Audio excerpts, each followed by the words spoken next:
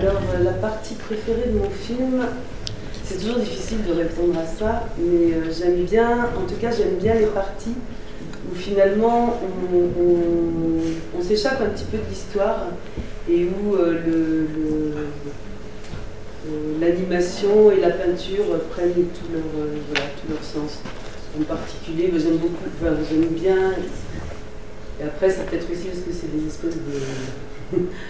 Oui, mais j'aime bien le cirque, mais j'aime bien le cirque, où on n'a pas vraiment besoin de raconter une histoire, mais où justement la peinture prend le pas sur le reste. Mais j'aime bien aussi quand les deux se mélangent, par exemple toute la scène dans l'eau, effectivement, pareil, la peinture arrive à raconter autrement une histoire qui est une histoire tragique. Voilà, j'aime bien ça.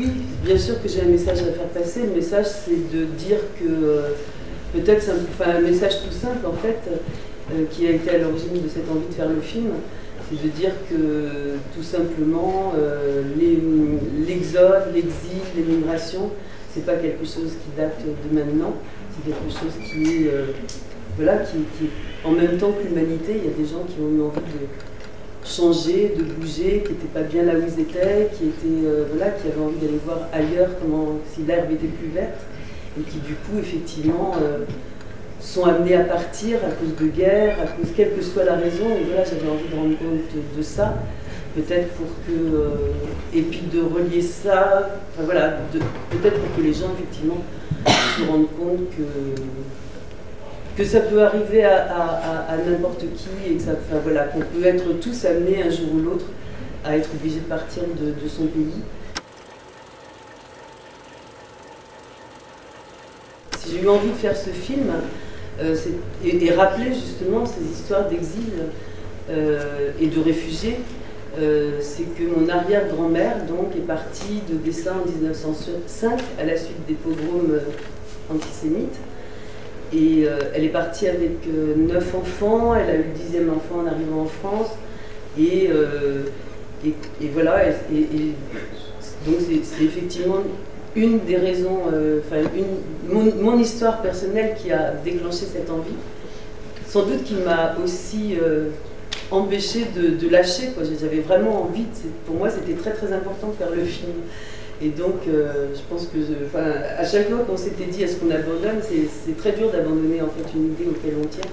C'est un peu comme un deuil en fait. À chaque fois qu'on se dit bon, il y a cette chose qui reste comme ça en soi et qu'il faut absolument qu'on sorte en fait. Et puis l'autre raison, donc oui, je me suis beaucoup inspirée d'histoires personnelles, mais pas seulement, et puis aussi de l'actualité.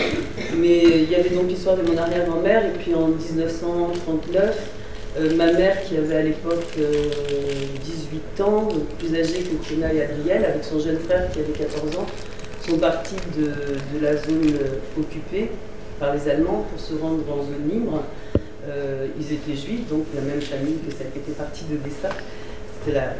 Et je me suis aussi inspirée donc, de cette histoire-là, des histoires des enfants que les parents, qui partent seuls ou que les parents sont obligés d'abandonner parce qu'ils savent très bien que s'ils restent avec eux, ça sera plus dangereux que s'ils se séparent. Donc il y avait ça, et puis ce qui est aussi personnel dans l'histoire du film, c'est l'histoire donc de ma mère qui à 15-16 ans passait son temps à dessiner, et qui, ses études ont été interrompues par la guerre, mais elle est partie avec tous ses carnets, plein de carnets à dessin, et tout le long de son trajet de Paris jusqu'à Collioure-Bagnous, où elle a été rejoindre une amie à elle, elle dessinait tout ce qu'elle voyait, tout ce qu'elle croisait sur son chemin. Donc ça aussi, c'est un peu aussi ce qui a inspiré l'histoire de Kiona. Et je me suis servi des dessins de ma mère pour reconstituer l'histoire de Kiona, la fausse histoire de Kiona. Mais on s'est rendu compte en même temps, quand on cherchait ces dessins dans le carnet de ma mère, dans les carnets, parce qu'il y a plusieurs carnets qui ont constitué un seul carnet finalement, on s'est aperçu qu'on pouvait raconter l'histoire de Kiona avec les dessins de ma mère. Et je me souvenais aussi, un peu comme le début du film, quand Kiona feuillette son carnet âgé, Je me souvenais effectivement de ma mère qui, quand elle feuilletait ses carnets, pouvait me dire un peu la même chose que ce que dit Fiona, c'est-à-dire que voilà, celui-là, elle me montrait des photos de ses amis, et elle me disait, voilà, celui-là il est mort en déportation, celui-là il est mort à la guerre, celui-là voilà, il est parti en Amérique, etc. etc. Et puis, voilà, le village n'existe plus, c'est aussi des choses que, pas ma mère n'aurait pas pu dire ça, mais mon arrière-grand-mère, oui, aurait pu dire.